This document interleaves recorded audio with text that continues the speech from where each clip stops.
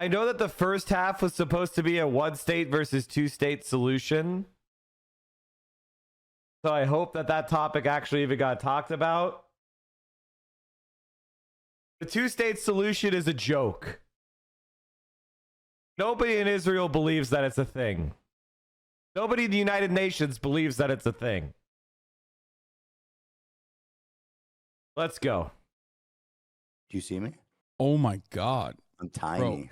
Bro, this is hilarious. You look hilarious right now.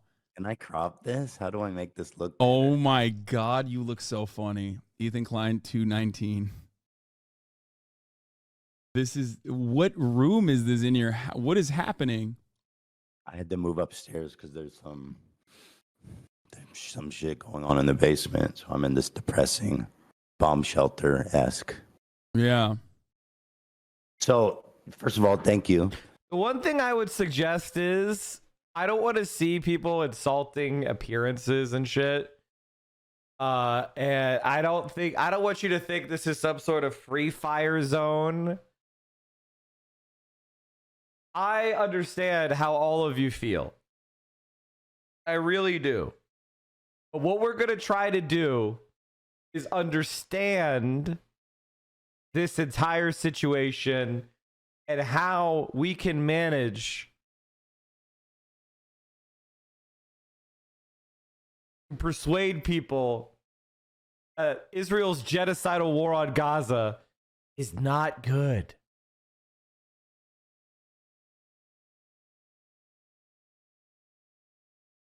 Remember, there are people waiting in the wings who want to jump on Ethan and use him to promote genocide, that want to make him a virulent Zionist, that want to have him promote their garbage shit.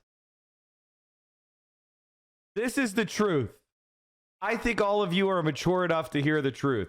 It's more important that we get our message out and have our message listened to than it is to get a cathartic, barbaric yelp at Ethan because we think he's wrong. This is what happens when you are trying to deprogram people and depropagandize people. I'm not saying that needs to be your job. Quite frankly, I don't think it should be my job either. However, I'm not going to shit on somebody like Hassan for putting in the work. You would never be this generous if it wasn't Hassan's friend. My generosity is related to material conditions only. What is good for the movement?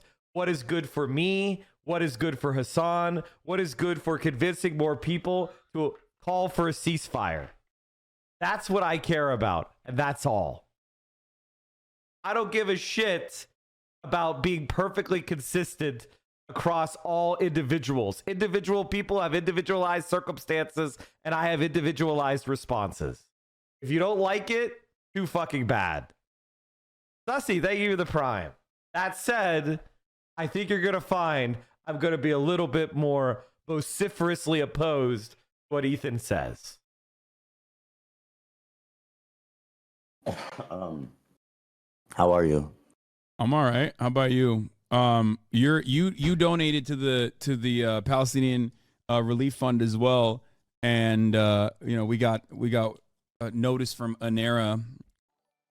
They're talking to all the other organizations as well, but we got a notice from ANERA that like some of those funds have already made its way into medical supplies and food in Gaza. So that's great. That is awesome. I've been listening to your stream for like. Hey, hi Dan. What's up, guys? What's up, Raiders? And my view on this conflict is very simple. Israel is an apartheid state. Israel is doing a genocide. The government of Israel is fascist. And I will not vote for Joe Biden if he doesn't immediately call for a permanent ceasefire and end the genocide. That's it. It's very simple. Very easy. No votes for genocide, Joe. Exactly.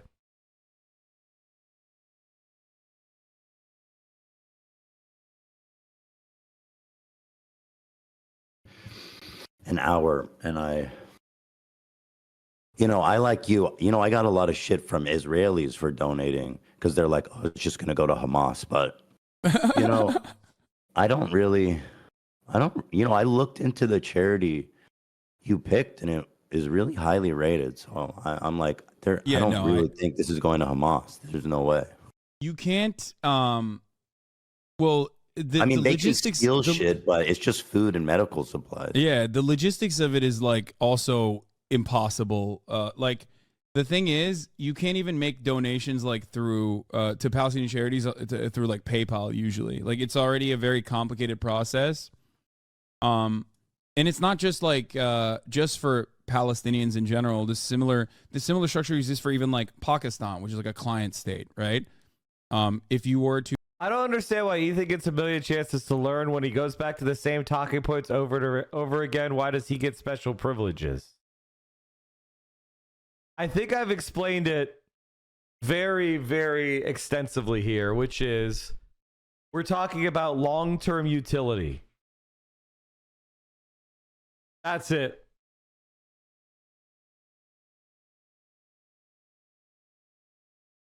I'll give you an analogy that'll hopefully make sense. Imagine that the owner of Madison Square Garden gives you a 5-minute speaking slot before every concert for you to say whatever you want. But he's got really bad takes on a few issues. Do you try to work on him and provide extra effort to convince him of your right takes while taking advantage of that slot to propagandize for your side?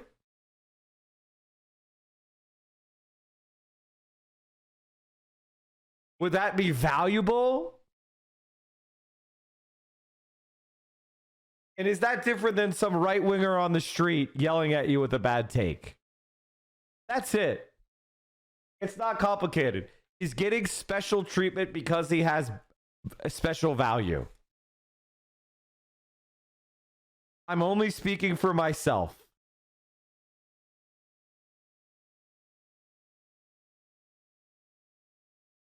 To try to utilize, if you had like anyone that you know that lives in Pakistan and you wanted to give them money, you would not be able to do so. Like it's really shitty. Also, I will say this, Hassan knows Ethan. I don't. So if Hassan, who is somebody who has been good on this issue, as I said, I gave $10,000 and that was the $10,000 that helped Hassan hit 1 million for his donation to the Palestinian Children Relief Fund. We literally saved lives, thousands of them.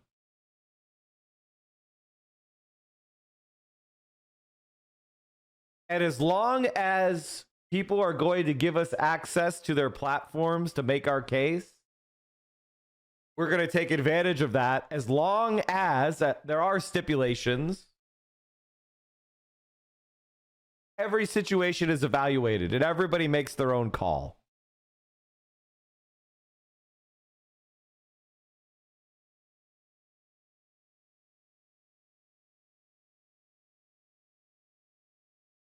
Yeah, and I mean, what choice do you have? They need help, so it's like you just pick the best option and hope that it gets there. But I'm glad it is getting there.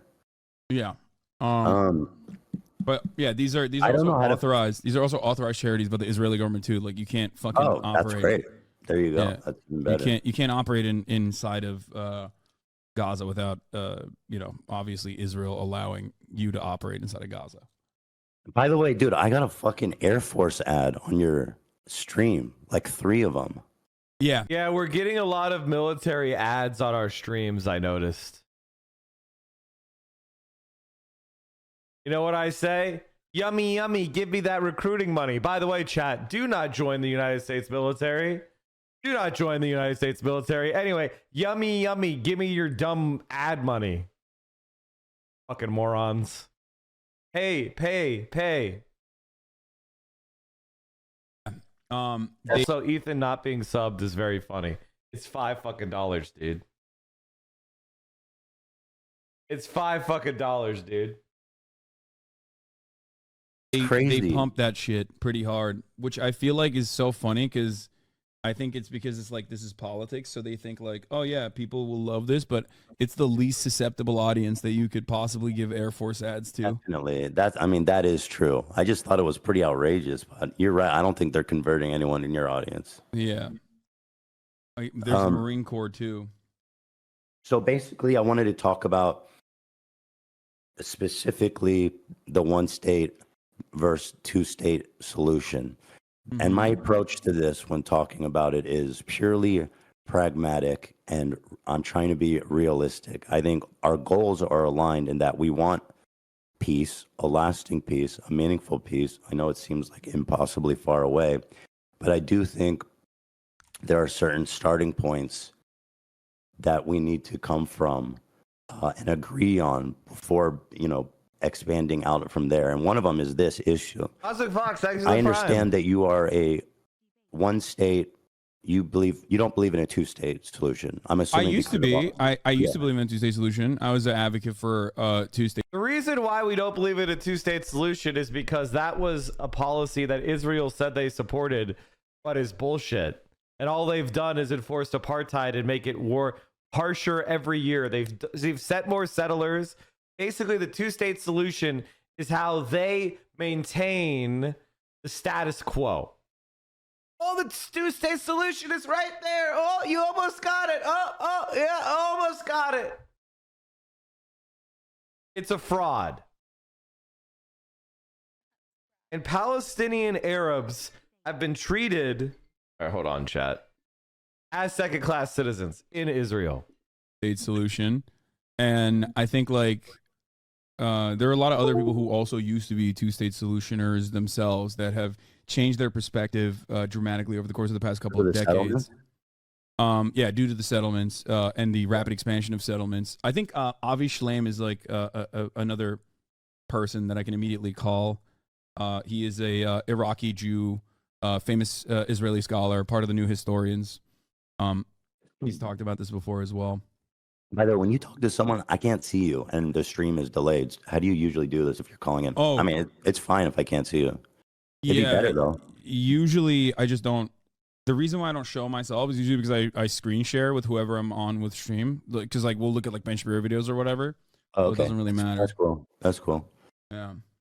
So, first of all, I guess I'll say this: when talking about the two-state solution, I'll agree that there cannot be a meaningful negotiation here without basically fully dismantling the settlements. And I would even be in favor of offering some kind of, restitution to the Palestinians that were evicted. That's a big ask, obviously, but I do believe that is the right thing to do in this agreement. So we can start from there, right? Yeah. No, reparations is reparations is not only a moral right in this situation. I think it also is logical to do, specifically so that there is less tension and it's a more viable solution. And last but not least, reparations in this process is also a matter of international law. I guess the only thing that is up for contention is that the Israeli position on the matter is, we'll just hold off on negotiations as best as possible while we do settlements, but also simultaneously is the notion that actually other Arab states should be giving reparations to the Palestinians as well. We shouldn't be bearing the burden of the reparations because it's their fault, because their position is that the Nakba didn't happen and that there was no ethnic displacement and that Palestinians voluntarily left. This is the Israeli government's broad position. Obviously, there's varying degrees. Yeah, obviously, we would need a completely different cabinet. So right off the bat, Ethan is it's not gonna happen now. So let's assume we have a different cabinet. Why should we assume that? Why should we assume that suddenly Israeli politics are going to become less genocidal while they're doing a genocide? Seems to me that is a pretty big strike against the two-state solution. If the Israeli majority is opposed to it, that seems pretty stupid. It's pretty pointless.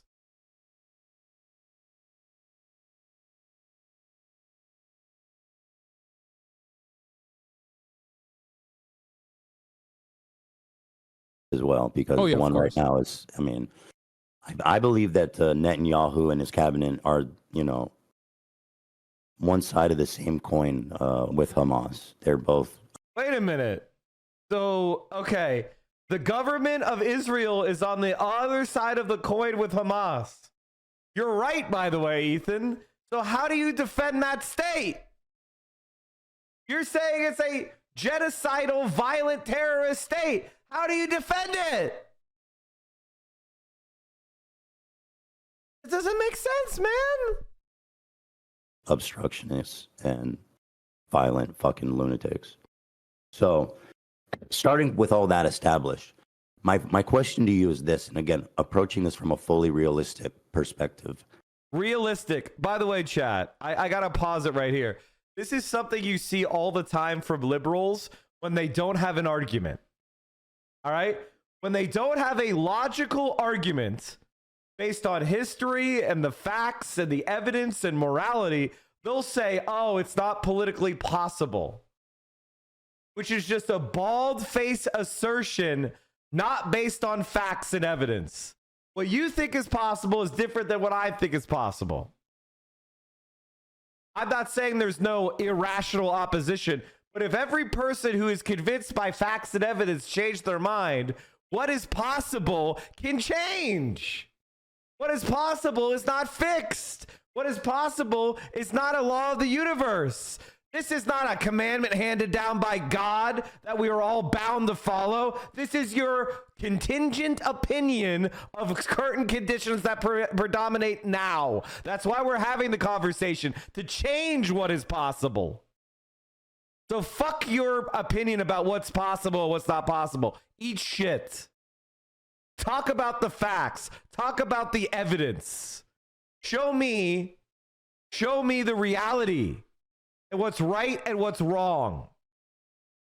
What do you think Delta would Frost, happen we talked about that in exact the quote region already. that would result in Israel conceding to a one-state solution?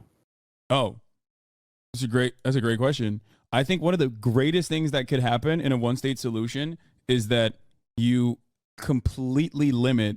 Obviously, we're talking about like a hypothetical future that is like very far away, but you completely limit Iran's power and exertion of influence over militant factions that are being currently used as a destabilizing force against Israel.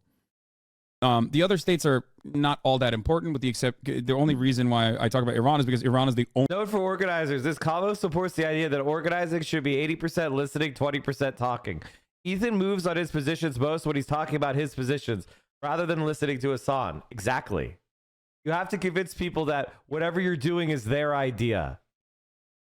This is basic organizing 101. You don't tell them what to do. You let them tell you what they want to do, but that's something that you have already set up for them to want to do. Only regional actor that is like genuinely anti-Israel. They see Israel as an expression of Western influence in the region, and of course they will use, like, they have Hezbollah, another Iranian-backed movement that became a political party as well, as a consequence of like Israeli incursion in Lebanon as well in the civil war, and these are all opportunities for Iran to push back. By way of Syria, by way of Iraq, by way of Lebanon, by way of the Houthis in Yemen, that they would not be able to utilize these militant factions if there was a permanent peace solution. So I guess I'll ask the question again, because I'm not sure if it was answered directly. But what do you think could happen in the region that would result in a one-state solution? I think that the normalization agreements would continue with the Gulf nation states, and that Iran's influence over militant factions within Palestinian forces would wither away, because there would be no necessity for their continued violent emancipatory efforts. And so you're saying that continued normalization of relationship between Israel and neighboring countries. Yeah, that was already, because a lot of the neighboring countries are already like, they're basically American client states to begin with. Egypt being a great example of this. Like the Egyptian economy would not exist without America's like tremendous amount of help. Like we give Israel a lot of money. We talk about that all the time, but we give Egypt even more money than that, right? Like, so Egypt is a great example of this. The UAE and Saudi Arabia, again, regional actors that have their own personal interests in the matter, but like they're not interested in defending Palestinians by any means. Regardless, they are absolutely America's solid allies in the region too. So most of those countries are pretty much designed in a way, like if we're talking about Jordan, directly designed with European influence. Again, another country that's like a holdover state, basically. These are all countries that will go along with whatever America's interests are, as long as America can reinforce its hegemonic power in the region and genuinely is interested in developing a new relationship with other regional powers. So, I do question the. What's your concern? Let me ask that, because I think that would be better. I mean, with like Syria, Lebanon, Iran, I believe that this idea that there would be full acceptance of Arab countries of the existence of Israel is pretty idealistic. Do you know what I mean? Oh, you think you're saying that you're worried that Lebanon and Syria and other regional actors that are backed by Iran, Yemen being another one, the Houthis, would not accept an Israeli state if Palestinians were absorbed into it, and would be a singular state with Palestinians getting like democratic. But it's not that. It's there would need to be some meaningful and, I mean, something we've never seen happen in that region ever before Israel would say, okay, we're going to dissolve our state. Because that again, you have to. My concern is that people that say they want a one state are basically, in a non-starter conversation. It's unproductive almost. I find it so unlikely to happen. Yeah, why is it unlikely to happen, I think, is the question. So whenever someone says their opinion, right, he has a conclusion. His conclusion is we should talk about the one-state solution because it's unlikely to happen. Now, okay, why is it unlikely to happen? Is it because Israel doesn't want to annex the West Bank? No, that's not true.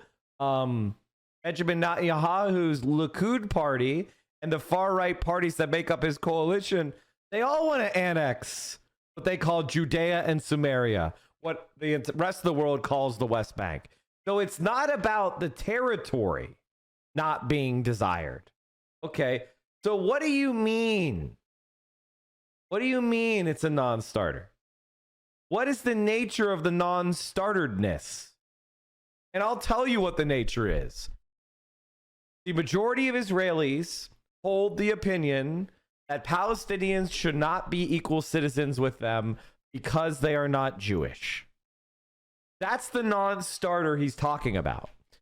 Racism, xenophobia, Islamophobia, and the fact that it is the majority view among Israelis. Now, for me, I find that shocking. That's mind-bogglingly racist. And that's unacceptable by anybody who holds the liberal value of pluralism and racial and ethnic equality. Millions of Arab Israeli Jews already live in Israel as citizens, and they're not attacking. They're not committing terror. So what exactly are you afraid of, Ethan? So, well, like the other issue is like, so can I cut in here real quick before we move on from that? So there already is a one state. Like the way I see it, the actual legitimate reason as to why I don't believe in a two-state solution any longer is because there is a one state, right? And that one state is an apartheid state. It's a constant Israeli occupation in the West Bank and constant control over Gaza as well, which has been a demonstrable failure for Israeli security, obviously. You and I agree on that. But my solution basically, when I say I want a one state, is first and foremost a moral one, because I do want the end to the apartheid. Are you a one-stater? My opinion is this. anything that changes the status quo is preferable to the status quo. If Palestinians get a state, that gives them a different level of recognition within the international community, and then and provides them the ability to develop a military, develop their own institutions, have their own diplomats, have their own economic relationships with neighboring countries. So I wouldn't be against that. However, I think that the best strategy is to just unify the territories of Israel, West Bank, and the Gaza Strip and put that all into one country that is named Palestine. And then that multinational, plurinational state of Palestine would then solve its domestic inequalities through taxation, through economic development, through equal rights, through reparations. And Arab Israelis or Arab Palestinians and Palestinian Jews and Palestinian Christians and Palestinian no religions can all live, or other religion, can all live as equals under the law, have equal representation, have the right to vote. And they will also all have the right to have their property protected.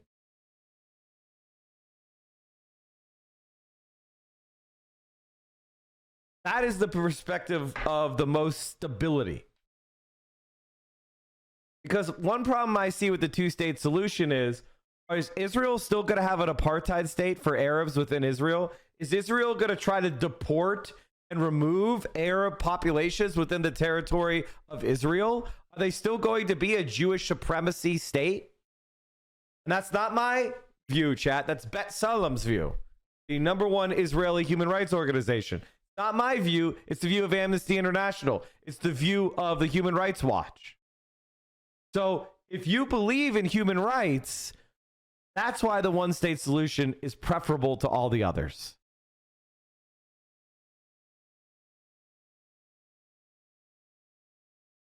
So that Palestinians can have, recognition, it can continue a life of dignity, have autonomy, and participate in a secular democratic process. But the alternative is, the way I see it is like, is it a one state that is an apartheid, or is it a one state that doesn't have an apartheid? And You're so saying it could still be the state of Israel.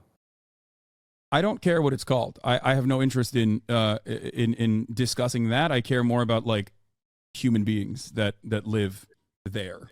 I guess, it's like this idea that of Israel normalizing relations with all of their neighbors is just like, when can that ever happen? Because if we're going to have a conversation like right now about, the best path forward to peace for both groups, that just doesn't seem like. And then here's another aspect, is that if you were to basically remove the all the checkpoints and walls and barriers and blockades and all that stuff, and again, I'm not saying it's right or wrong, I'm just coming at it from a very pragmatic perspective, do you think there would be more or less violence against Israelis? Less. Objectively less. It would make Israelis objectively much safer, because they're no longer allowed to commit the crimes of apartheid, the crimes of displacement, ethnic displacement, settlement.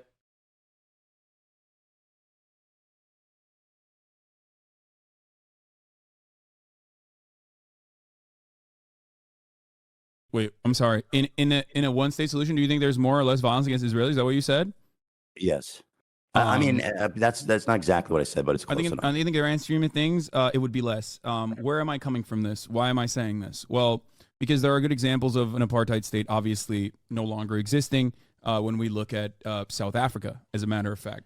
But also, on top of that, one thing I want to go back to, you said like Israel's allies, or Israel's like regional enemies are they constitute a threat, right? Well, they still currently constitute a threat. A one-state solution just eliminates like one internal faction that is an ever-present danger. And you're telling me if we were to lift the blockade and the wall around Gaza today, there wouldn't be more violence against Israelis? I 1000% look to what has happened in the past throughout history in similar formations where there was like basically all the people who are attracted to Hamas because of the treatment they get at the hands of the IDF and Israeli occupation would no longer have that. The boot would be removed from their necks. They would have citizenship. They would have the right to travel, the right to invest in their own country, the right to immigrate abroad, the right to an education, the right to healthcare, the right to economic activity. Why would they run around and try to kill people? You would remove the reason for their radicalization. Would there still be radicals? Would there still be people that needed to be arrested and dealt with? Yes, and they should be dealt with criminally.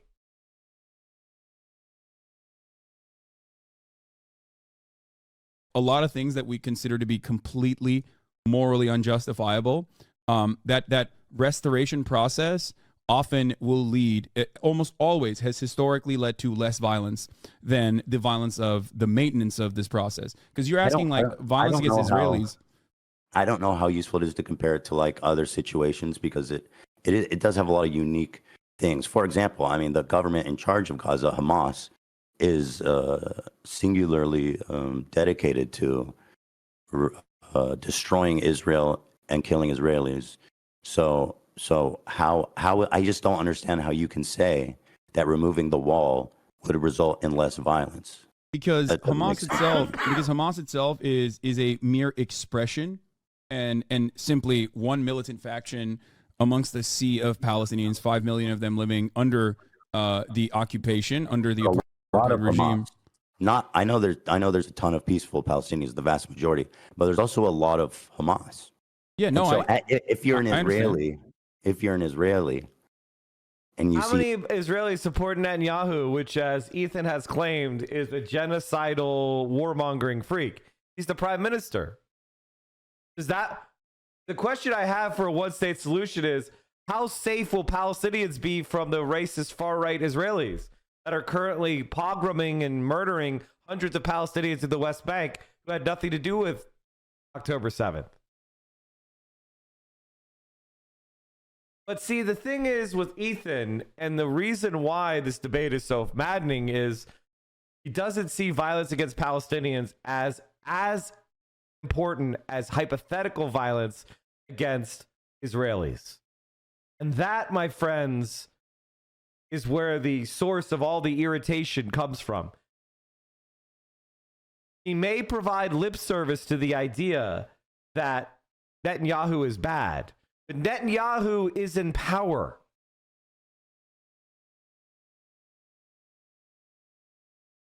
Netanyahu is the genocide heir. Netanyahu is the violent criminal and settler.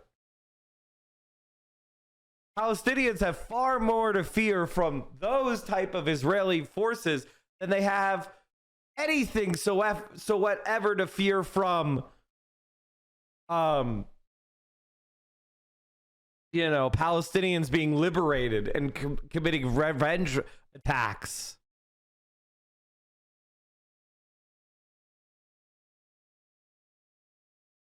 Like, guys, weird. The imagined enemy is always the strongest. I know. But don't we see the carpet bombing happening in Gaza? The millions of people displaced, the tens of thousands killed? Isn't that a bigger risk than your fear of the future?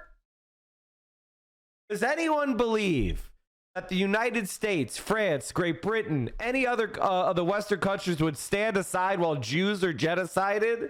That's fucking madness. It is fucking madness. And Jews are not safe by doing a genocide.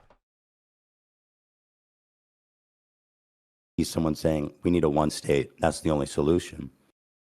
The Israelis are going to see, okay, we're going to remove our walls, we're going to remove our checkpoints, and it's going to be suicide bombs in our cafes and buses again within the matter of days. Well, with the walls and checkpoints, October 7th still happened, right? So it's more of a matter of like, it's more of a matter of whether. Which, by the way, was the most violent terrorist attack Israel ever suffered. So their punitive measures against Gazans have only made it worse for them. The ceasefires have worked successfully, and usually the ceasefire process is, even though it is led by Hamas on the Palestinian front, is still relatively successful. That's one thing. But I do think that comparing this to other historical events is important because, I mean, chattel slavery was truly a continued form of unimaginable, untold amounts of genocidal struggle, where, you know, African people were ripped away from their homes. You know the stories. I don't need to, you know, tell you about that. But then in the Reconstruction process, there was a similar fear that what if black people that were now newly freed would turn around and treat white people in the same way that we had historically treated them. No such thing actually occurred in that process. And as a matter of fact, the real violence that came after that was conducted by the KKK. A desperate attempt to restore the racial hierarchy, the racial pecking order in the successful attempt. A successful attempt. The KKK worked. South was established by the militant factions. I know there were isolated incidents of, you know, slave revolts where they kind of took over the plantation and killed the master and stuff. But I mean, like Nat Turner. Has there ever been a organized group of black terrorists that were, you know, launching attacks on basically, I mean, civilian, I guess, whatever. Yes. But I mean, okay, who? When? Well, I just gave you one example. Well, first of all, motherfucker, Israel was founded on terrorism. Does he not know that? Israel was literally founded on terrorism. That's how they got the British to leave.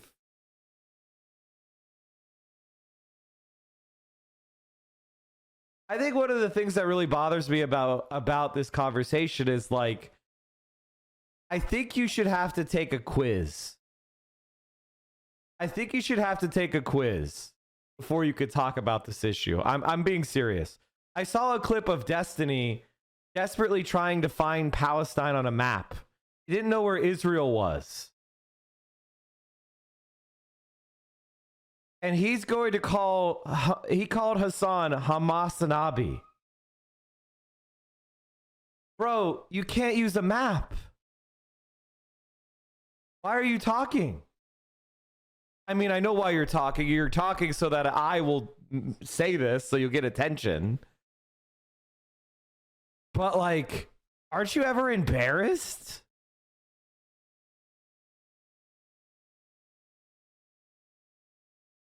Aren't you ever embarrassed?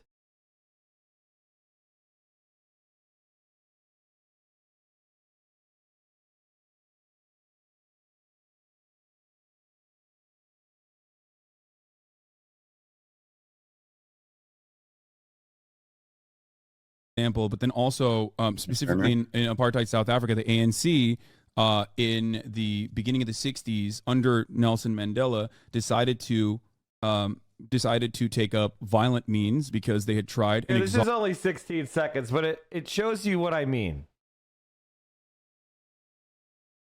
This whole thing, or the light green is Palestina. Wait, what light green? Oh wait, I'm sorry, I'm looking at the wrong area. This is Turkey. Oh, here, okay. This whole thing, or? Don't worry, chat. Eventually some chatters pointed him to the right area. He went to a private school in Omaha, Nebraska. Private school education. Embarrassing. Embarrassing. Exhausted all peaceful options of civil disobedience. Originally, they chose to oppose the apartheid by engaging in mass actions and trying to get mass arrests to cripple and dismantle the carceral system in South Africa. So that didn't work. Thousands were arrested. Then there was another riot where police opened up live fire and killed 69. I mean, like, if you're going to be a person who talks about politics, at least have played like some paradox games. They'll teach you some geography. Fucking embarrassing. Black protesters against the apartheid from the ANC. And then after that, there was a shift into more militant resistance against the apartheid. And the violence from the ANC, just like the violence from the IRA in the Troubles, was not only, it wasn't directly against I was asking about military American positions. slavery. But the truth is, I'm not super. I said there's no genocide happening on LSF. Oh my God! Did the music school dropout who doesn't know where Palestine is say there's not a genocide happening? Oh no! Wow, we've got ourselves an expert. We just watched one of the most foremost experts on the Holocaust call it a genocide. We watched the UN head of the human rights resign. We've seen genocide scholar after genocide scholar screaming at the top of their lungs about the risk of genocide here. Who gives a shit what this moron says? He's on this topic because he's obsessed with Hassan, because Hassan became more popular than him, and he threw it all away over a video on Kamala Harris. The K-Hive doesn't even exist anymore. Like, let's just be honest about what this is. He's obsessed. He's a narcissist. He's a sociopathic narcissist who's obsessed with everybody who doesn't think he's smart. Quit being so pressed. Go back to talking to, like, whatever, you know what kind of content he makes. Go back to making your gold or platinum or whatever League of Legends content. Maybe, you'll level up one day if you spend a few 100,000 more hours in the game.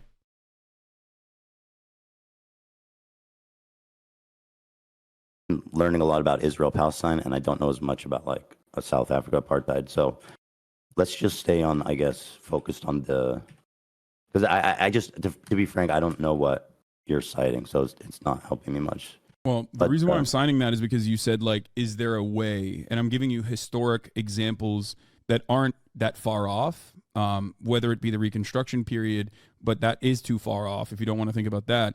ANC's actions and activities that put Nelson Mandela on the terrorist watch list until 2008 were against civilian populations as well. They engaged in. Okay, so listen, activities. I'll concede that it's possible as a result of what happened in apartheid in South Africa.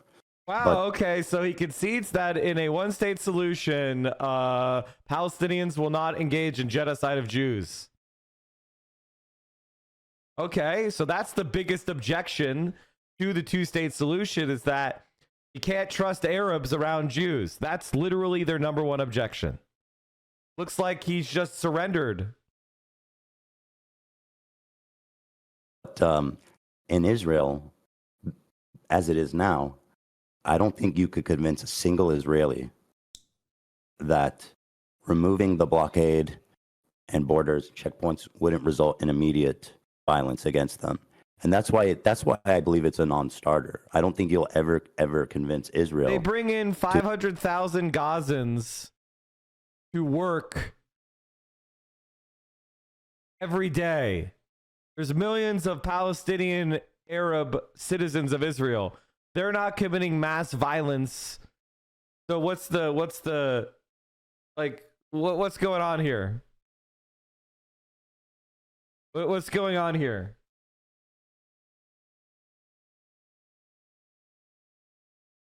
To basically dissolve their state and remake it as one state. I just don't think Israel would ever do that, ever. I don't disagree with you. It would never happen. The only way that would happen is beside force, which is why I asked in the beginning, what could lead to Israel willingly dissolving its country and creating and agreeing to create a one-state country, short of just annihilating massive amounts of Israelis in an all-out war. I don't see any other way to do it. No, I think that no, the way to do that would be Again, history books are cool because you could get them for free at the library. You don't even have to pay for them. You could also Google.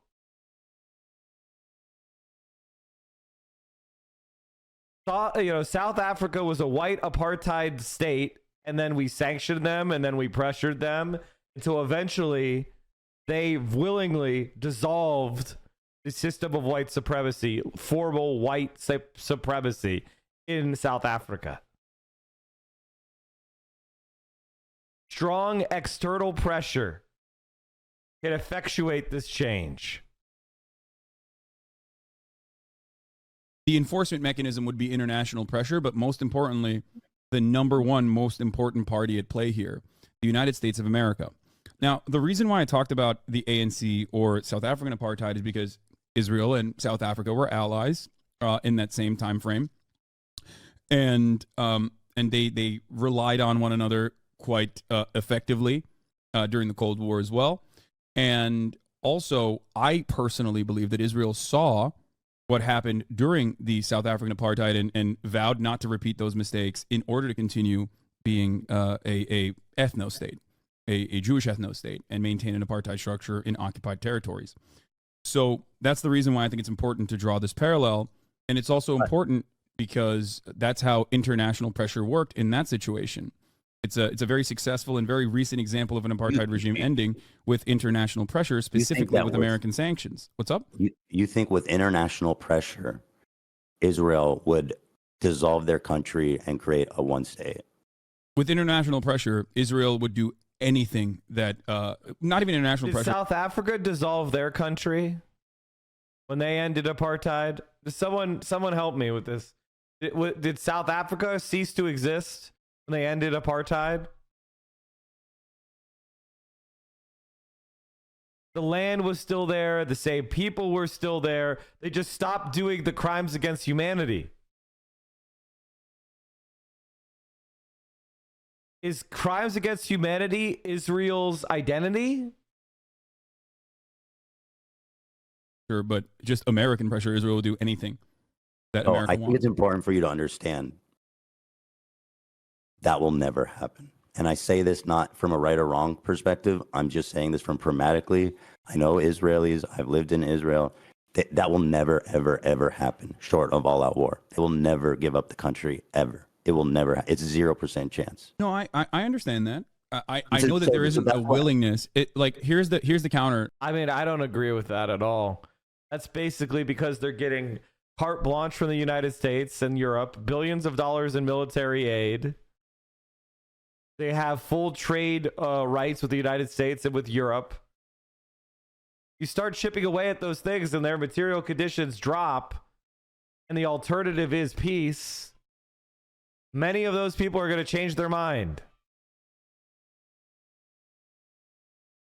Here's the counter from South Africa. You could say in South Africa, the white population was only 10%, right? And even then, the majority, after long and continued pressure campaigns from the international community, actually moved in the direction of ending the apartheid themselves. So that is actually a valid, that is actually a way to counter what I'm saying right now, right? You can just say, well, in South Africa, even the majority white population was on board with ending the apartheid. For one reason or another, whereas in Israel, there's currently no appetite for this whatsoever. It is 73% Jews in Greater Israel. So there's a ton of Palestinians, in West Bank and Gaza and neighboring countries. Yes. But it is largely a Jewish state by quite a margin, which makes it, in my opinion, uncomparable.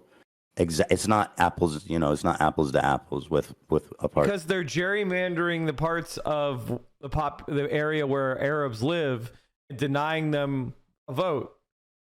You allow Israelis to vote in the West Bank. Let Arabs vote in the West Bank. Let Palestinians in Gaza vote. It's like, America's not racist if we just took all the areas where black people lived and called them the occupied territories and American police and military had all complete control over those areas, and we didn't let anybody in those areas where black people live vote, that's the situation they have. Oh, white majority country. Apartheid, South Africa. What do you mean by that? Well, as you said, the white population was 10%, right? Oh yeah, the white population was much smaller, and this is what Noam Chomsky refers to as like Israel's labor problems being fixed in the aftermath of the first Intifada. Israel relied on obviously the Arab population to do the labor in many cases, like cheaper labor.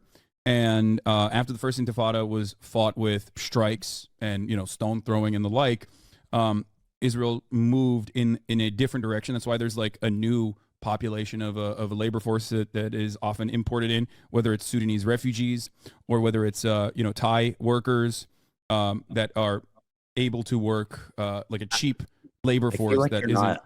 I feel like you're not understanding or not understanding. I don't mean to say in a condescending way. I don't mean like that. I just mean like you're not engaging with this idea that Israel will never give up its state short of all-out war and violence. It's not about Israel giving up its state. It's about Israel dissolving the apartheid structure and allowing Palestinians to also... So I think what Ethan is trying to say, and I want to help him, what Ethan is trying to say is that Israelis would rather die than live side by side with Arabs as equals.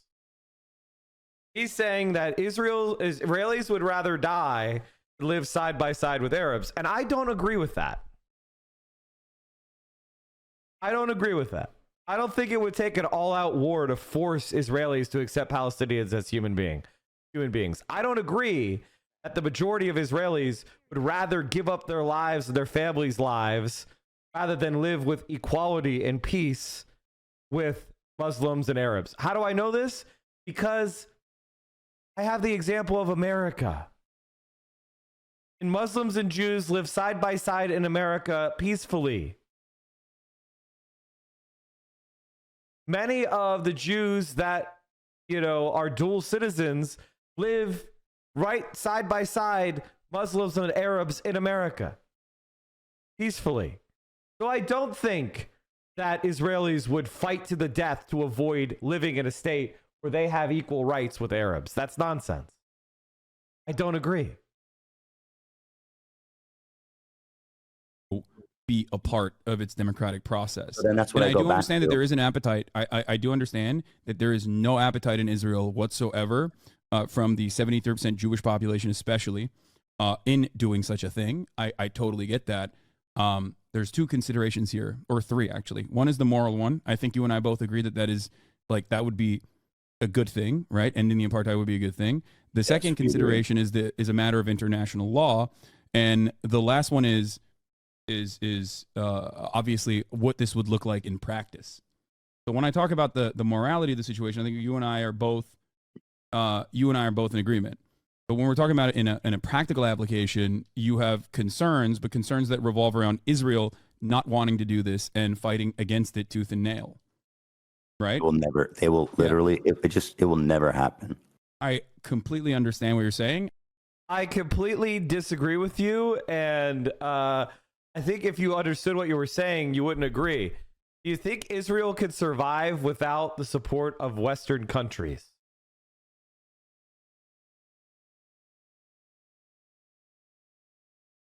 You're just putting your foot down and saying, it will never happen.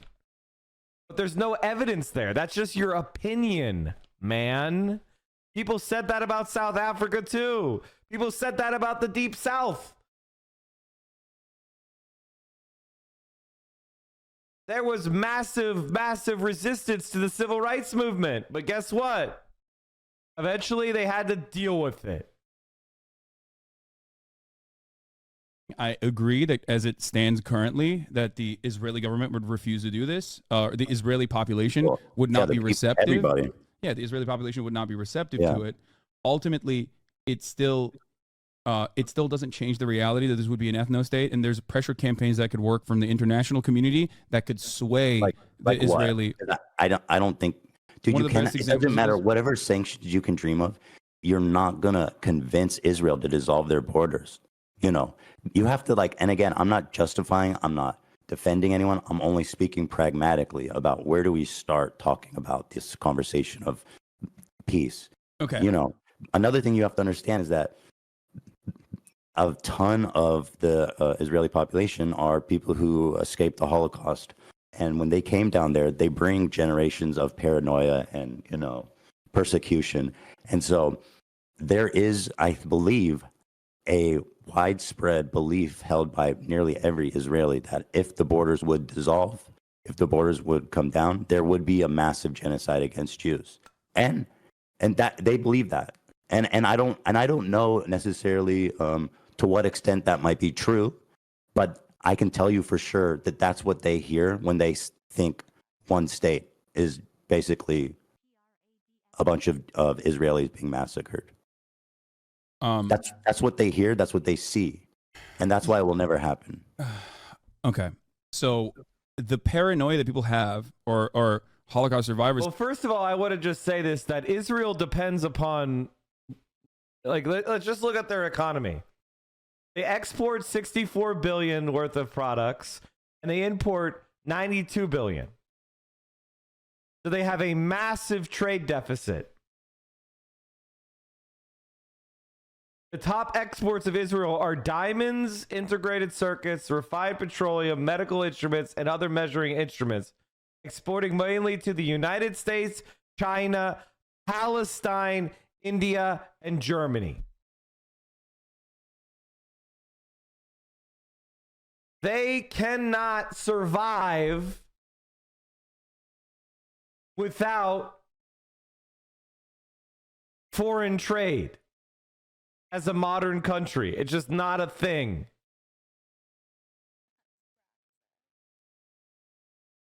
Have especially is new idea, bring all these Jews over to the US, put them in a... Shut the fuck up. That's a terrible idea. Use your fucking brain. All that will happen to Jews in Israel is they will be part of a pluralistic society like they are here. They will live side by side with Arabs, Muslims, with Christians, and they'll live in peace. There's nothing more stable than peace. Is, I guess, important for the practical application of the matter, but I'll give you an example of like the government moving in a direction that the people actually don't want the government to move in at the behest of the United States. So, or even sometimes moving in the direction that people don't want it to move in, but then still engaging in it. Like the rapid settlement expansion is something that is often contentious and has been very contentious throughout time. Government doesn't really factor into considerations like what the broader liberal Israeli society thinks about the matter. They just keep building the fucking settlements and populating these areas, right? And the opposite has happened as well. At a time when, according to the Israeli Democratic Institute polling, I believe like what 80% of the Israeli Jewish population believes that there's no need to consider Palestinian lives in the last siege in Gaza. The government has taken steps that some people would find to be inappropriate in opening up humanitarian corridors so that you can bring in supplies. Defense Minister Yoav Gallant was asked the question in the aftermath of the first day of the Rafah border opening so that they could bring in trucks and trucks of supplies into Gaza. They were asked, "Why are you doing this?" To which Yoav Gallant responded with, "What can I do? America told me I have to do this." In 2021, Joe Biden called up Netanyahu. What's up? Letting humanitarian aid through Rafah crossing, comparing that to dissolving your sovereign border. Come on. No, of course. It's not a one-to-one comparison at all. I'm simply stating that something as minor as that, all the way to ending a siege is entirely up to the United States and what the United States is letting Israel do and allowing it to do. What pressure could the United States exert over Israel that would be so powerful that they would say we have to dissolve our country? Okay, you're not dissolving your country. I think the main impediment we have to this conversation is Ethan doesn't seem to understand that Gaza, West Bank, and Israel all becoming one unified, pluralistic, secular, democratic state would not be the dissolving of their country. It would be the rededication of the country. It would be a moment of profound liberation and positive growth for humanity. It would be the first step toward peace, where we could say, we're setting aside these rivalries and these religious theories and these racial theories, and we're living in peace and freedom as equals. That is a rededication of the country. It is not an erasing of the country. The people don't disappear. The buildings don't disappear. The military equipment doesn't disappear. What disappears is hate. What disappears is settlement. What disappears is racism. What disappears is Islamophobia and anti-Semitism. As official state policy, they go away. Does that mean we're going to instantaneously live in utopia overnight? Does that mean no? Does it mean that interpersonal racism and hate are going to disappear overnight? Unfortunately, no. But it's going to take official hate and disruption and displacement and genocide from official state policy to being opposed by a state. Now, if you want to talk about the pressure America could bear, I just showed it to you. America is Israel's #1 trade partner. #1 trade partner is the United States. The United States says we're not taking Israeli goods. Their economy collapses. If the United States cuts off military aid, they can't fight a war. That's the type of pressure we're talking about.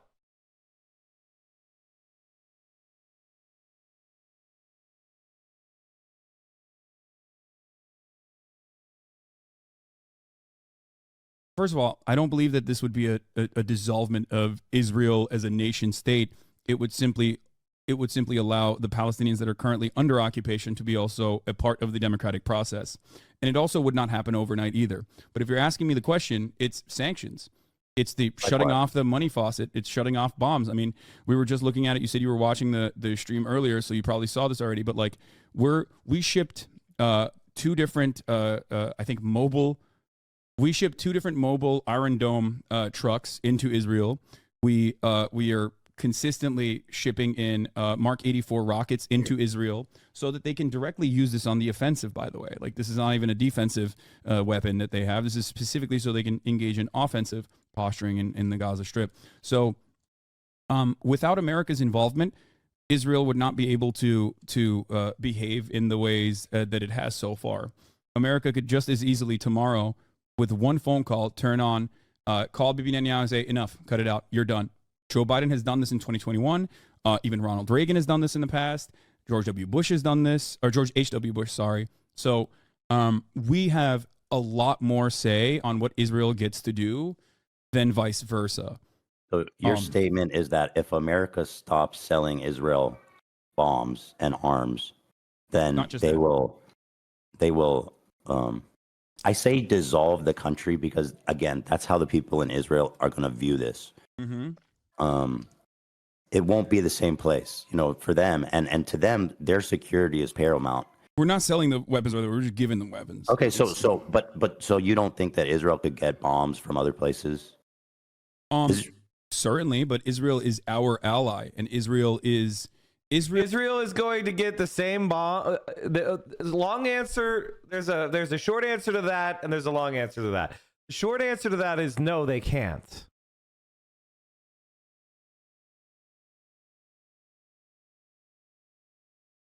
The longer answer to that is Israel is integrated into the American military-industrial complex. Their weapon systems, their logistics, their support, their training, all depends on American-made munitions and weapons. If America cuts off those munitions and weapons, they will not be able to instantaneously turn to another country and buy more. They will not be able to fly their planes without spare parts. They will not be able to run their tanks or buy shells and bombs and equipment at the same level as they have now. Overnight, their ability to fight a war is decapitated.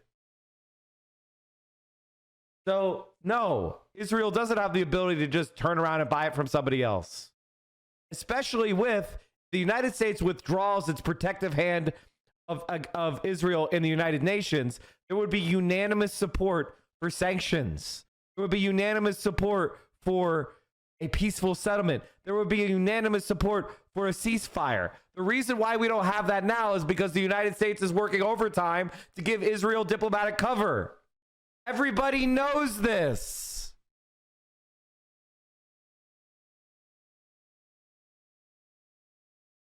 So, I mean, I don't know. I think this is part of the problem is there's such an arrogance among Zionists that they believe that Israel can stand against the world. No, it can't. It's only able to do what it's doing because the United States of America is actively supporting it.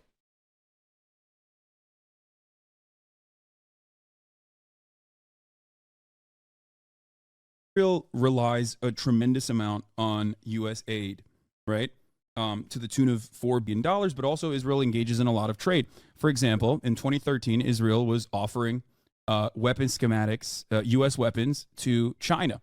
America stopped that, right? So like Israel does have global partnerships, but many of those global partnerships are still almost entirely managed by the United States. So the way I see Israel is not necessarily like an independent nation state, but simply like an American state, a very important state too, like not like fucking Montana, like an actual American state that Americans care about. You know? Montana is actually not even a small state. Montana is actually, believe it or not even a small state. Montana is actually, population-wise, not even close to the bottom.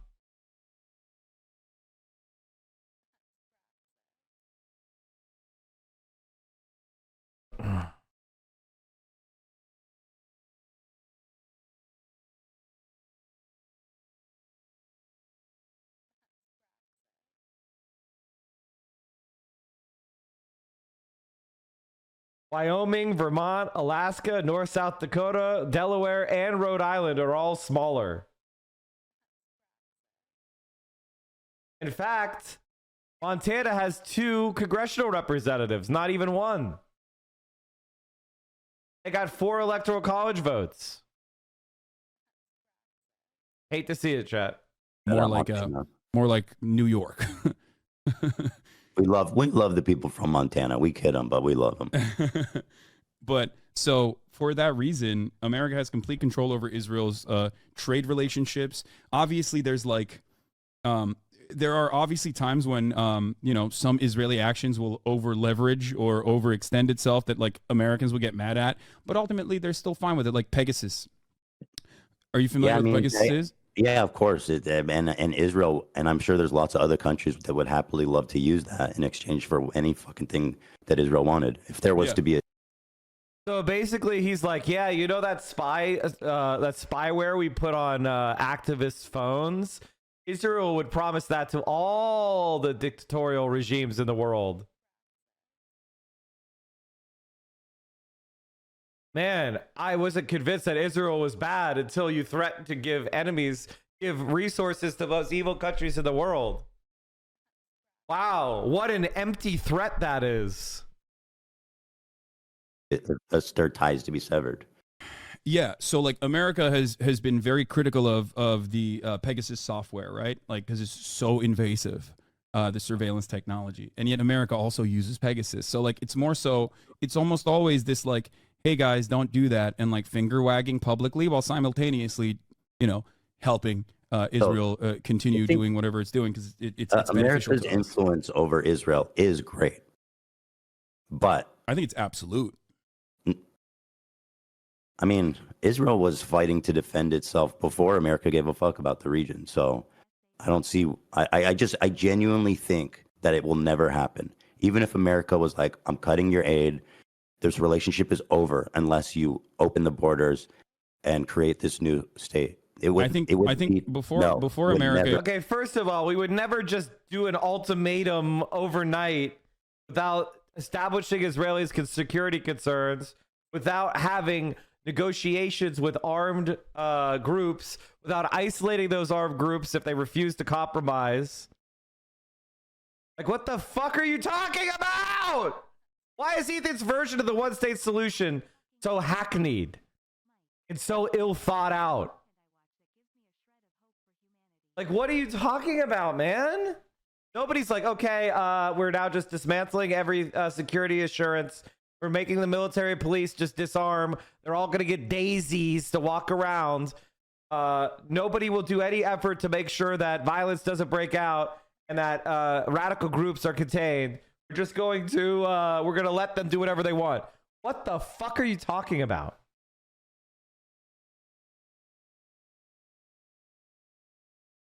It was the British. Before America, I think it was the British. And No, there after were the British were gone, you know, after the Palestinian mandate, and the British said, "Fuck this! I don't want to deal with this shit." The Jews were fighting to defend themselves and their new place in that area from the very beginning, with no help from anybody. that's not. Objectively false. Objectively false. They got weapons from all over the world.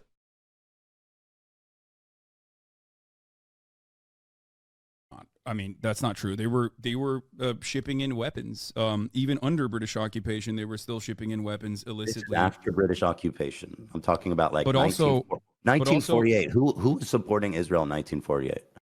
So the Haganah, Irgun, and Lehi brigades that were at that point almost always considered like a standing army during the Nakba were fighting against predominantly villagers with like that had been disarmed by the British.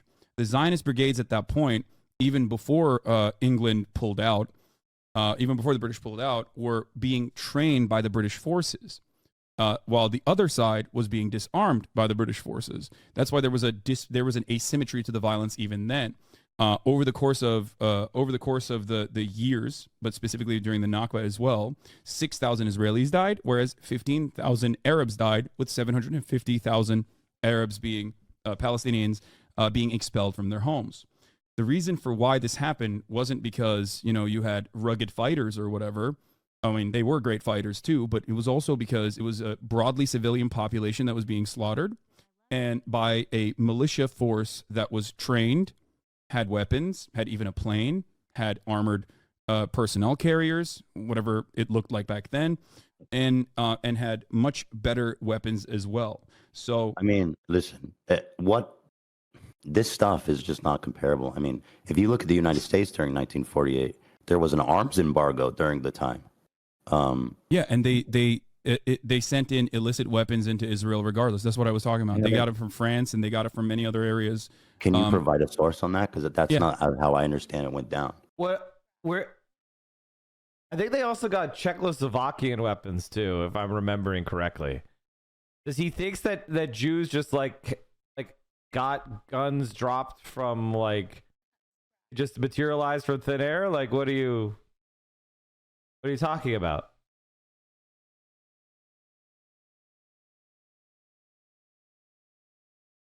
Okay. I Yeah, can understand that provide they you a got source. some help and weapons from like Czechoslovakia was selling them rifles and shit, selling it to them. You know what I mean? There wasn't a Yeah. lot of countries that were willing to sell them anything, but Czechoslovakia. But was one. yeah, there was an arms embargo, which meant that they were acquiring illicit weapons. Yes, this is true, from many different countries. However, beyond that, they also had access to British arms as well. That's why they had like armored personnel carriers, tanks. Not many, but ultimately you were fighting against a civilian population that was almost completely disarmed, regardless. I mean, the Egyptian army was considered one of the best at the time of that war. Well, not necessarily, it seems, but Why? Because they lost, but they were. I mean, they were considered one of the best armies in the world, which is why the war was so thought to be like, oh, this is going to be an easy dub for the Arab countries. I don't think that they were. I do not think that they were a like a really good standing army at all. I think that Based on what? the overarching. I don't know if you're talking about 1948 or if you're talking about 1967. 48. I'm talking about 1948 war. Okay, there was no I think there is a little bit of confusion with what you're saying, because what you're describing sounds like 1967, because in 1948, like the Egyptian army that you're referencing in 1948 is not like a serious one. No, I'm talking about 1948. I think Egypt was considered like a military power, especially in the region, and a fairly well trained army. But I think we're kind of, to go back to the original point. So I don't want to drift too far off topic here. Is that Israel, if it has to, will definitely go its own way before it dissolve its borders. Like I hope, I really want people to understand how impossible, how that will never ever happen. And again, not defending them. I'm not justifying anything. I'm just speaking pragmatically. You have a people who are coming from. Okay, so basically, Ethan's opposition to the one-state solution is Israeli Jews will never agree to live in peace and equality with Arabs. They just won't.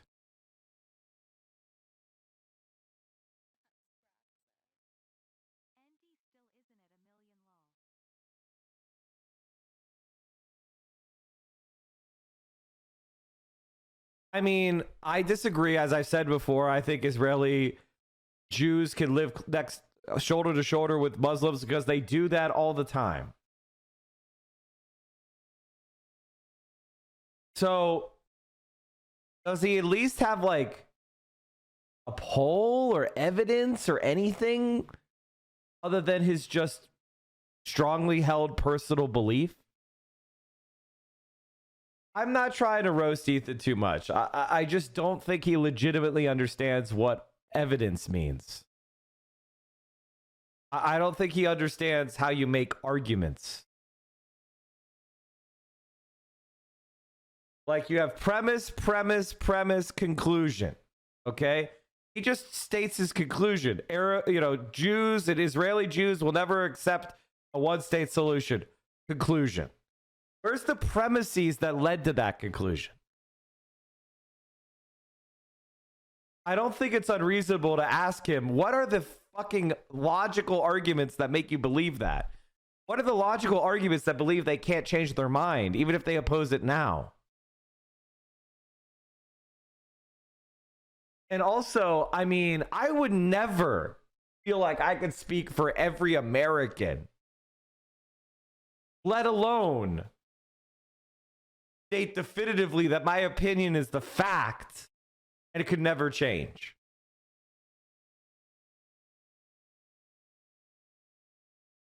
In the second half, he starts getting faulty evidence from someone. We know who it is. We know who it is.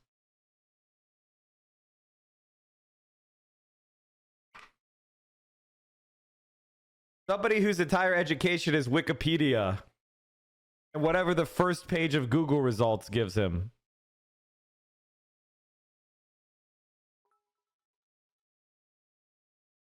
This is from 2016. Nearly half of Jewish Israelis want to expel Arabs. 79% believe Jews should get preferential treatment over Arab citizens. Guys, that's literally an endorsement of racism.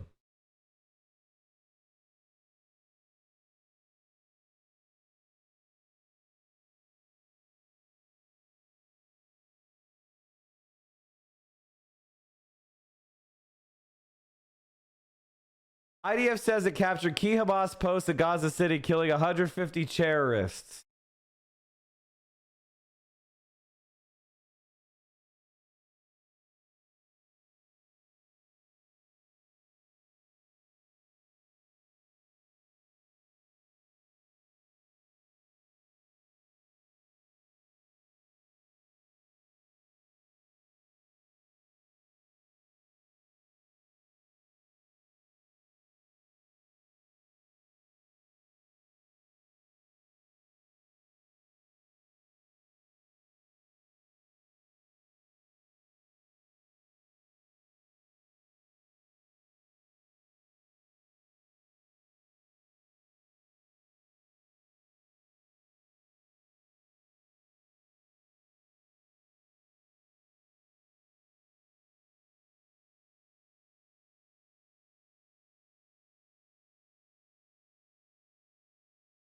I'm sorry to watch. I'm sorry. I'm scrolling this quietly because the Israeli forces, the Times of Israel is just basically IDF mouthpiece.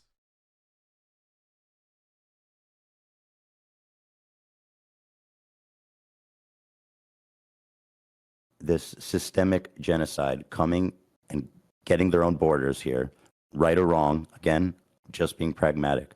They have a massive, well-trained standing army of the whole country. They have nuclear bombs. They're fucking crazy, dude. And they do believe that Israel is crazy, dude. That's the strat. That's the belief. Every time I hear that, it turns out to be bullshit. Every single time I've ever heard that, it turns out to be bullshit. Material reality always wins.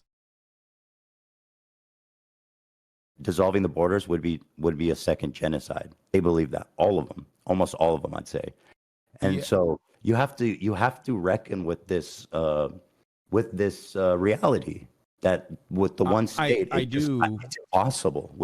I understand it, and that's why I said it's not going to happen overnight. It's not like, all right, everybody, like, it's a one state now. Like, that's not how this works, right? But a international commitment in the exact opposite direction has to happen, and it has not happened thus far. Well, then a good question even then is like, do you ever even think that's possible before we can even get to the idea that we need to exert pressure on Israel from foreign forces? I think that there's a reason why there is a steady flow of propaganda into the Western world that the Israel Foreign Ministry cares about a lot, because they want to maintain a posture that is broadly supported by the Western world. And I think that dam has been breaking since 2021, once like B'Tselem, Amnesty International, Human Rights Watch also all officially declared Israel to be an apartheid state. In my opinion, it was, decades late. But yes, over time, as the brutality of this regime continues to get worse and worse, more and more people will, in my opinion,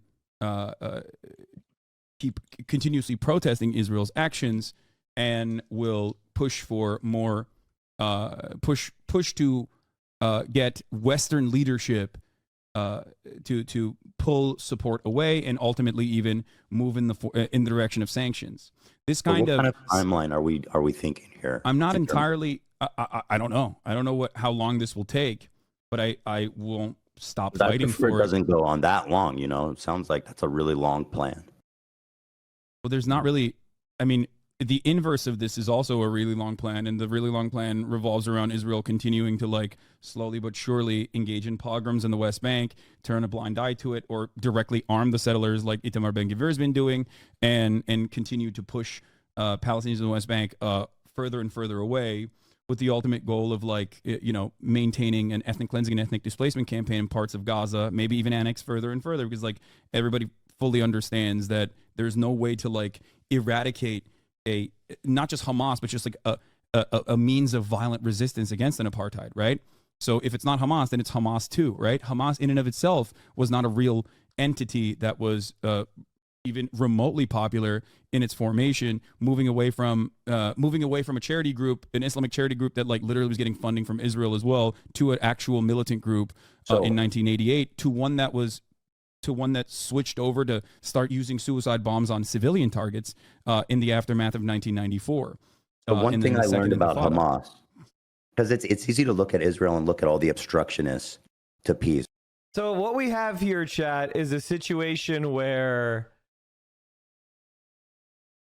we ignore what Israel is doing now in favor of paying attention to a hypothetical problem in the future.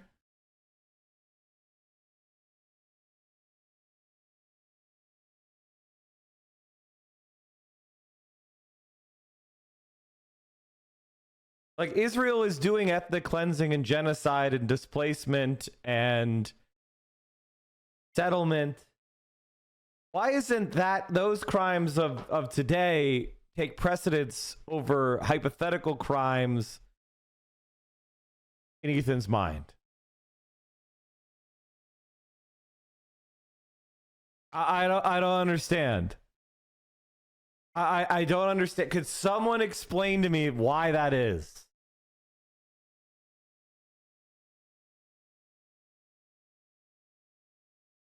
Mike, do you condom hummus?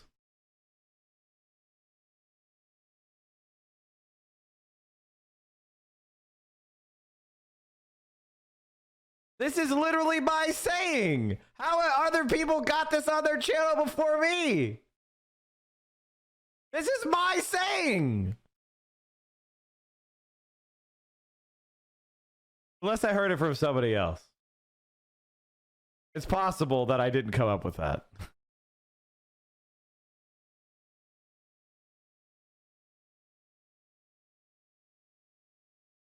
It's possible that I may be misremembering.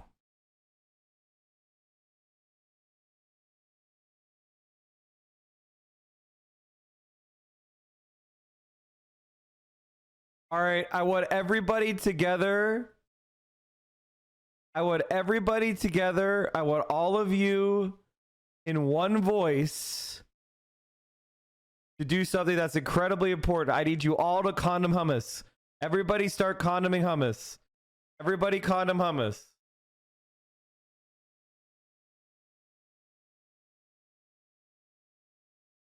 I never want to hear again that we haven't condom hummus. Everyone in my chat is condoming hummus. Everyone.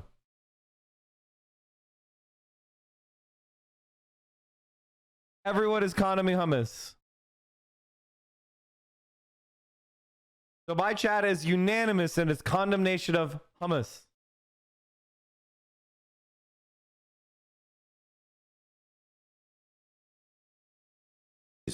I mean, Rabin, I think it was Rabin that was executed, right? By a Yes, fucking Yitzhak psychotic. Rabin.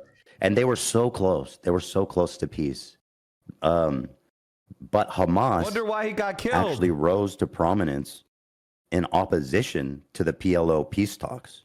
That is why That's a great. they came out, is literally to derail the peace talks. So and they went that's out and you're right. You're They absolutely right. went about out. that. Hold on, they went out and they started suicide bombing cafes and buses on a weekly basis, a daily basis, and they were successful, frankly. So Hamas, from their inception, has their singular goal is to not have peace, but to basically, there's no compromise for them. It's only kill everybody there, remove them all. You know what I mean? So let me explain this to you. This is actually, we are very close to having the exact same understanding of the situation. So the reason why I brought up Hamas and its founding charter in 1988, which is like expel all the Jews, like kill all the Jews, or whatever the fuck they said, like the radical, violent shit that they said in their founding charter, is because Hamas, out of all of the militant factions that some were violently resisting against Israeli occupation, some of which were actually interested in a peaceful solution, like the one that you just mentioned with Yitzhak Rabin, the PLO, Yasser Arafat, the official recognition that that there was peace negotiations that would finally feature Palestinian voice at the table, changed a lot of Palestinians' minds on the issue. So Oslo in and of itself was already a non-starter agreement, in my opinion. A lot of Palestinians felt like that was fucked up. Like the conditions that were offered in Oslo were completely inconsiderate to the needs and demands that Palestinians were making. However, the two-state solution in that time frame, going from Oslo to Camp David, is directly responsible for Hamas gaining more prominence amongst the Palestinian population, never really being anywhere near close to the level of popularity that Yasser Arafat enjoyed in the first elections that happened, which was an 83% governing mandate, unimaginable popularity, which to me signals that the Palestinians were always on board with believing that Israel would offer them a favorable negotiation. And yet, time and time again, every single Israeli government, every single negotiations committee utilized the two-state solution, dangling it like a carrot, simultaneously offering very little to the Palestinians, having red lines that were considered non-starters for Israel, like Israel's own demographic concerns, while maintaining a Do you think Ethan is listening to a word that Hassan is saying right now? Do you actually think that he's not? He is. I think one of the things that you have to understand is like Hassan actually is a lot like me in a lot of ways. And one of those ways is he lays out arguments fulsomely and with logic and reason and tries to anticipate objections as an interlocutor might have and provide arguments. Bro, he's not even listening, man. He's not even listening. You need to keep shit short and you need to quiz him on what you just said. Comprehension. Like that's the only criticism I have of Hassan here is it's like he's trying to anticipate all possible objections and arguments, and it's like if you asked Ethan to explain what he just said, there wouldn't be a response. While simultaneously expanding rapidly and partitioning off different parts of the West Bank, which was occupied territory. So from the eyes of the Palestinians, they saw this as yet another instance where, okay, well, we're trying to negotiate with Israel. Yasser Arafat is trying to negotiate with Israel, and yet they're not giving us anything. They keep pushing us. They keep blocking and pushing and using this as a means to continuously build settlements and continue pushing out Palestinians in the West Bank. And that's precisely what happened over this decade, multiple decades long process. So I do not fault Palestinians for looking at the situation and thinking, well, what the fuck are we supposed to do? Another turning point was obviously the Israel pulling out of Lebanon. This was another pivotal moment where a lot of Palestinians were like, okay, well, Hezbollah violently resisted Israeli occupation, and that occupation became too costly for Israel, so they had to pull out. Meanwhile, on the other hand, we are still occupied, and our leaders are trying to work with Israel, and the leaders that are trying to work with Israel have been given weapons, have been given training, and then they use those weapons and that training to maintain some semblance of civil governance, but that civil governance isn't actually real civil governance. It's simply being used against Palestinians. So that is the reason why Yasser Arafat's influence waned over the course of this multiple decades-long process, where everyone saw him as an incredibly corrupt figure by the end of it, and were looking for any other option that would possibly offer them real emancipation, real results. The goal for both Hamas and any other violent movement has never been to wipe out every Jewish person around the world or whatever. And it's always to make this occupation as costly as possible. This does not mean that they're good guys. I would not say that. I do not agree with Hamas. I think that their actions were very brutal, especially on October 7th. Okay. But having said all of that, the goal always is for them to make this occupation as costly as possible so that Israel cannot maintain it. Right. The But problem is the United States of America is propping up Israel. The moment we withdraw our support, Israel can't afford shit. again, without drawing conclusions about who's right and who's wrong. Broadly, I agree with the Palestinians. I think it's worth saying in terms of them being fucked over, obviously the hardest, and being the most entitled to peace and reparations and lands and stuff. But again, okay. Let's go back. So Hamas was created in opposition. You say the peace talks back then wasn't even realistic. So Yeah. This is during the most magnanimous time in Israel's history, where everybody thought peace was possible, and even the beloved prime minister, who was considered a dove, this was the offer. And so again, not good enough. However, Well, yeah. there's Also the dove himself was like hold still, on. you know, he was okay. However, looking at now, I'm just being real. Like, you have to see how impossible it is. It's just a non-starter. It's just a non-starter. Okay. I mean, kind of my response to Ethan is like, okay, he says it's a non-starter because the people of Israel don't believe in peace. My response to that is, okay, totally, I understand your analysis. I agree with your analysis. I think the best thing that Americans can do is pressure their government to cut off all connections to Israel, militarily, intelligence, aid, economic. We have to be ruthless in going after our politicians and calling for a complete separation with Israel. We need to cut them loose. And we need to not support them in any way, pull back our aircraft carriers, pull back our drones, pull back our CIA agents, pull back our billions of dollars a year. And if Israel would rather stand alone against the world, so be it.